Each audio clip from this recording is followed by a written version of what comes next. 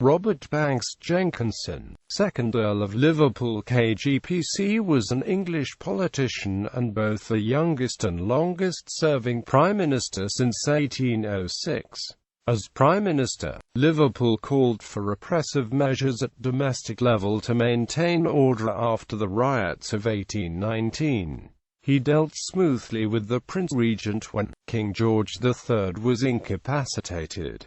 He also steered the country through the period of radicalism and unrest that followed the Napoleonic Wars. He favored commercial and manufacturing interests as well as the landed interest. He sought a compromise of the heated issue of Catholic emancipation.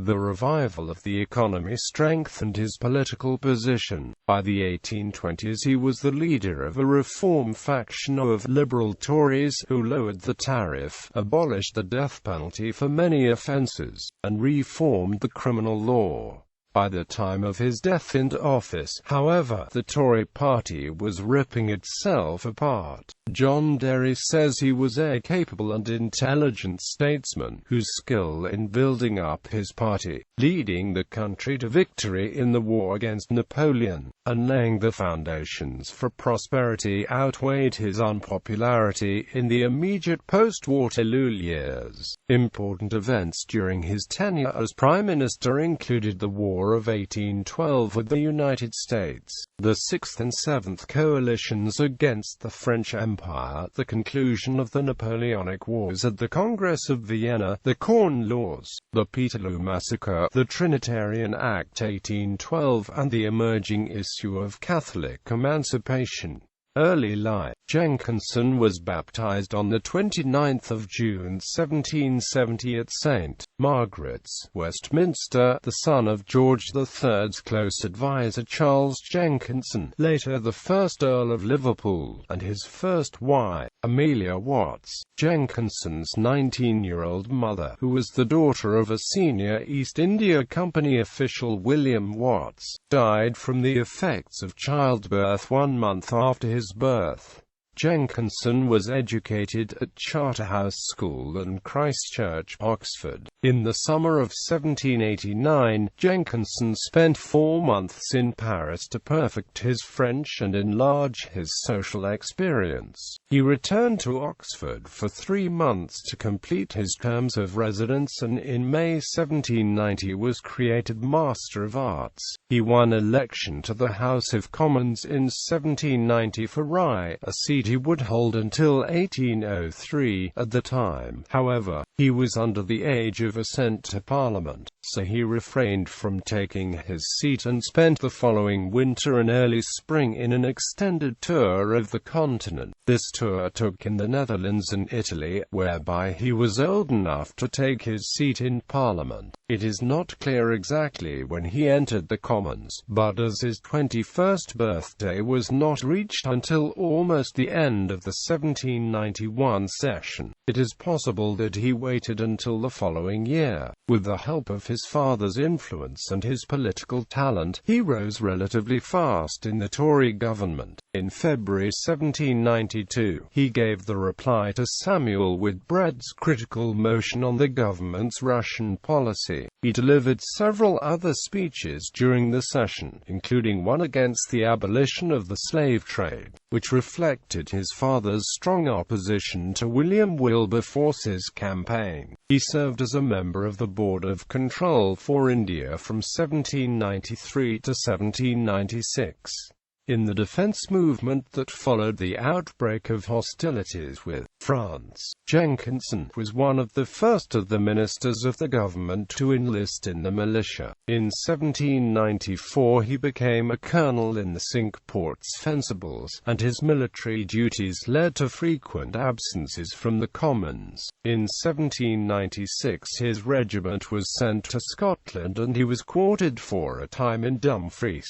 Massacre of Trinent, 1797. In 1797, the then Lord Hawkesbury was the cavalry commander of the Cinque Ports Light Dragoons who ran amok following a protest against the Militia Act at Trinent in East Lothian, and 12 civilians were killed. It was reported that his lordship was blamed for remaining at Addington, as his presence might have prevented the outrages of the soldiery. He was appointed a colonel of militia in 1810. His parliamentary attendance also suffered from his reaction when his father angrily opposed his projected marriage with Lady Louisa Harvey, daughter of the Earl of Bristol, after Pitt and the King had intervened on his behalf. The wedding finally took place at Wimbledon on the 25th of March 1795. In May 1796, when his father was created Earl of Liverpool, he took the courtesy title of Lord Hawkesbury and remained in the Commons. He became Baron Hawkesbury in his own right and was elevated to the House of Lords in November 1803, as recognition of his work as Foreign Secretary. He also served as Master of the Mint, Cabinet, Secretary of State for Foreign Affairs and Home Secretary. In Henry Addington's government, he entered the cabinet as Secretary of State for Foreign Affairs, in which capacity he negotiated the Treaty of Amiens with France. Most of his time as Foreign Secretary was spent dealing with the nations of France and the United States. He continued to serve in the cabinet as Home Secretary in Pitt the Younger's second government. While Pitt was seriously ill, Liverpool was in charge of the cabinet and drew up the King's speech for the official opening of Parliament. When William Pitt died in 1806, the King asked Liverpool to accept the post of Prime Minister, but he refused, as he believed he lacked a governing majority. He was then made leader of the opposition during Lord Grenville's ministry. In 1807, he resumed office as Home Secretary in the Duke of Portland's ministry. Secretary of State for War and the Colonies. Lord Liverpool accepted the position of Secretary of State for War and the Colonies in Spencer Perceval's government in 1809. Liverpool's first step on taking up his new post was to elicit from the Duke of Wellington a strong enough statement of his ability to resist a French attack to persuade the cabinet to commit themselves to the maintenance of his small force in Portugal.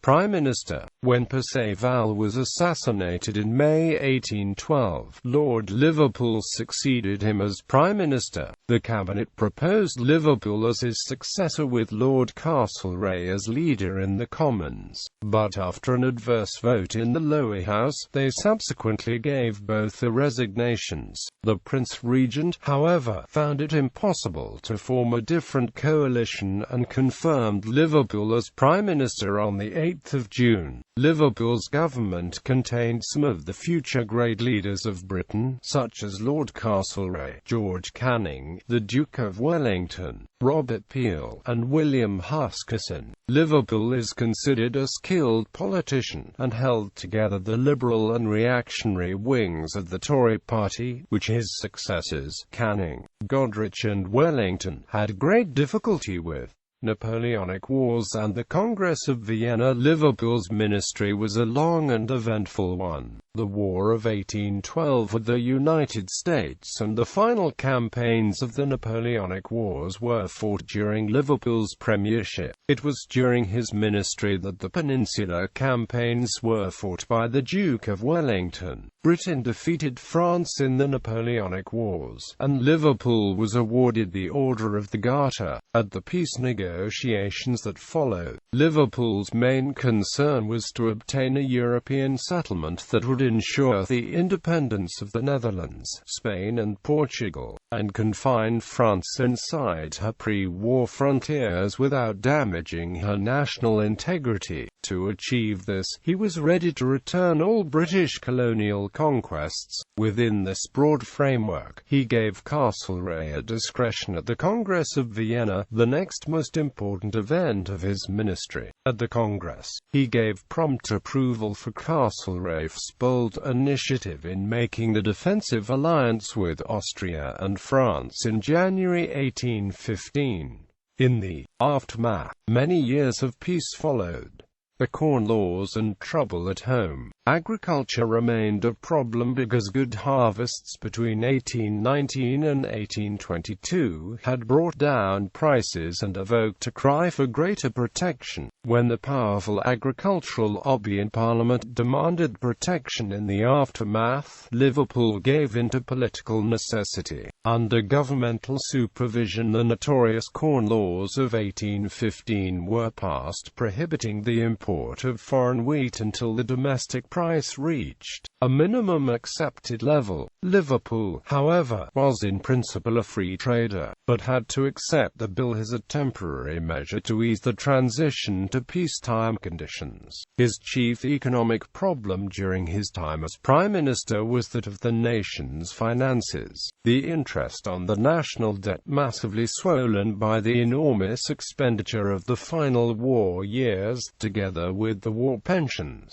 absorbed the greater part of normal government revenue. The refusal of the House of Commons in 1816 to continue the wartime income tax left ministers with no immediate alternative but to go on with the ruinous system of borrowing to meet necessary annual expenditure. Liverpool eventually facilitated a return to the gold standard in 1819. Inevitably, taxes rose to compensate for borrowing and to pay off the debt, which led to widespread disturbance between 1812 and 1822.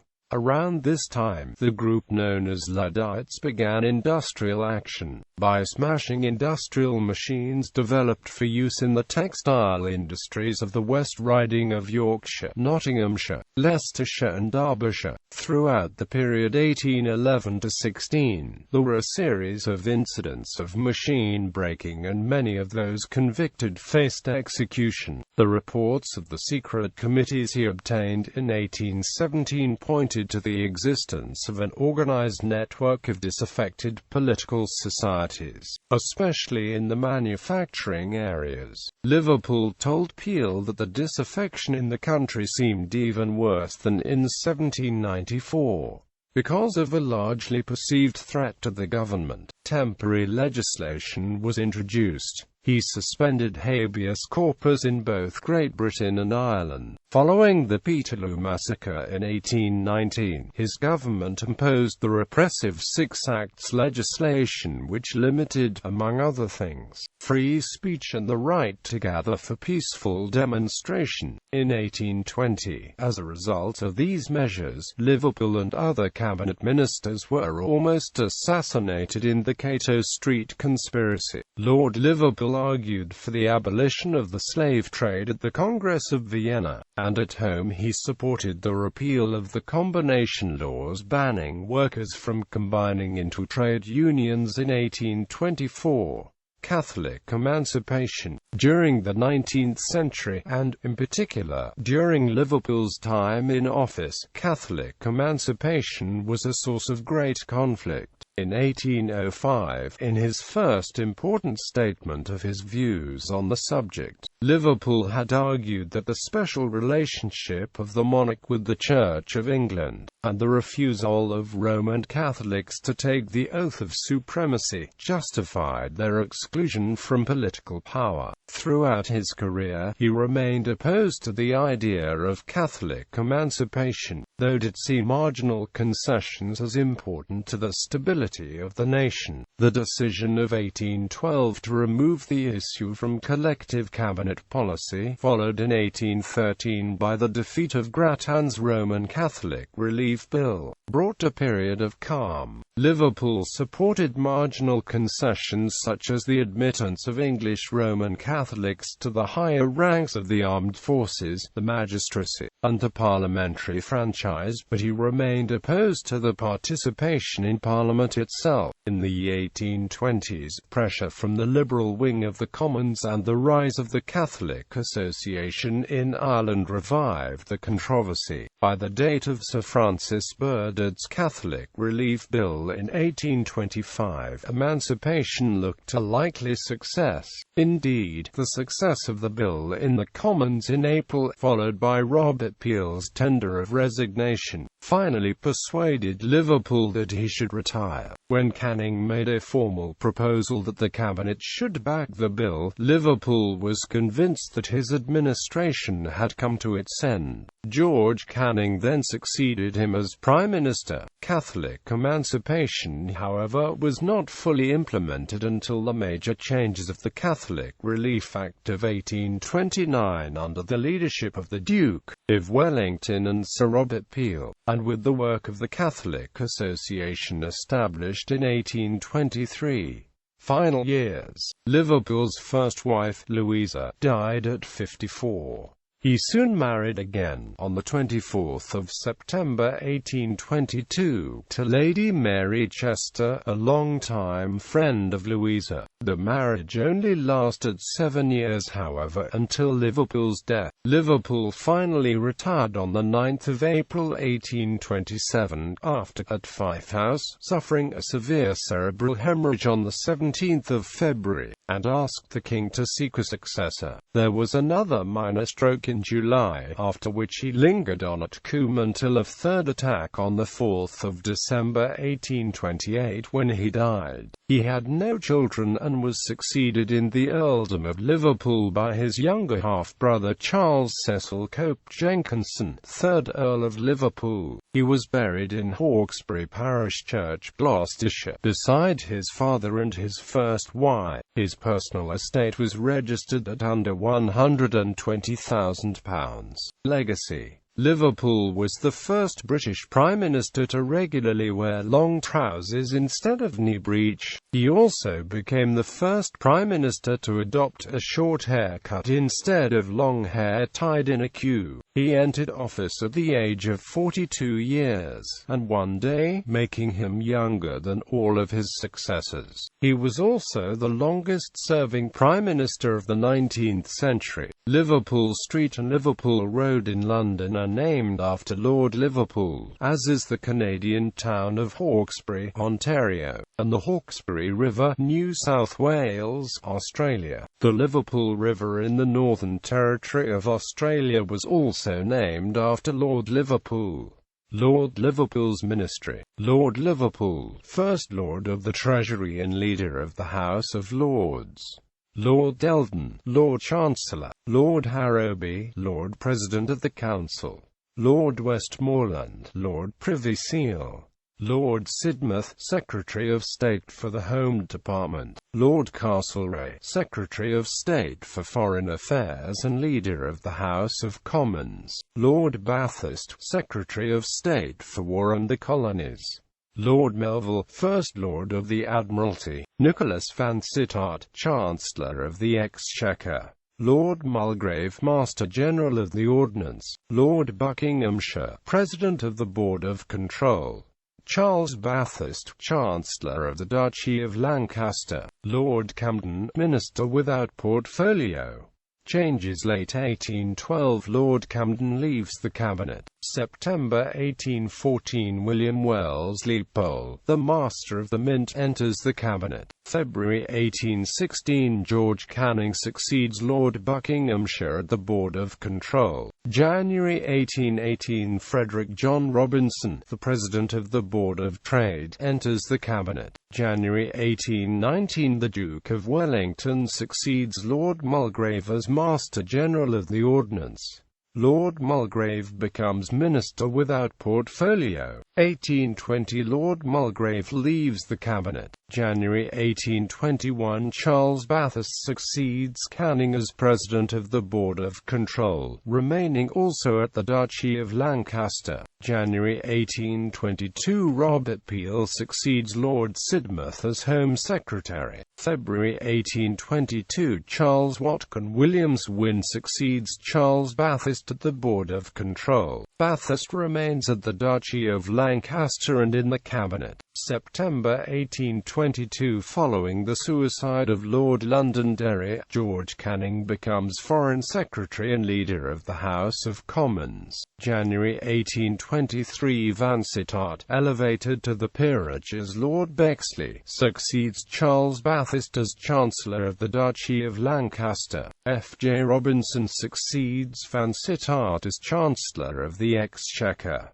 He is succeeded at the Board of Trade by William Huskisson. 1823 Lord Marlborough, the Master of the Mint, leaves the Cabinet. His successor in the office is not a Cabinet member. Styles of Address. 1770–1786, Mr. Robert Banks Jenkinson. 1786–1790, the Honourable Robert Banks Jenkinson. 1790–1796, the Honourable Robert Banks Jenkinson MP. 1796–1799, Lord Hawkesbury MP. 1799–1801, the Rt. Honourable Lord Hawkesbury MP. 1801–1808, the Rt. Honourable the Lord Hawkesbury PC. 1808–1814, the Rt. Honourable the Earl of Liverpool PC. 1814–1828, the Rt. Honourable the Earl of Liverpool KGPC.